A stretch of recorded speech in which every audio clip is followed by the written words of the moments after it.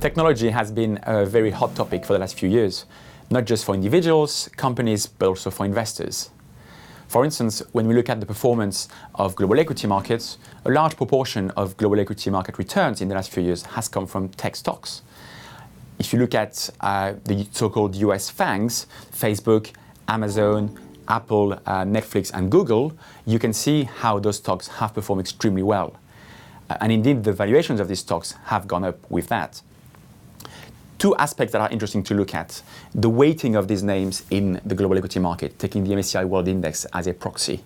So you've got about 7 to 8% exposure to the so-called FAANGs, which in itself is not that significant.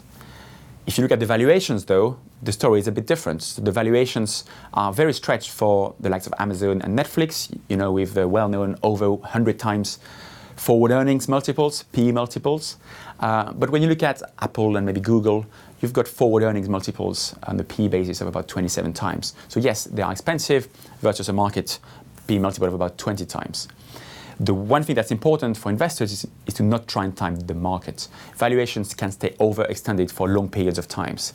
And when we compare, for instance, current valuations of the US equity market now with what they were in, say, the late 90s, which was the kind of most overvalued period pretty much in history for US equity markets, they are stretched, but not super stretched.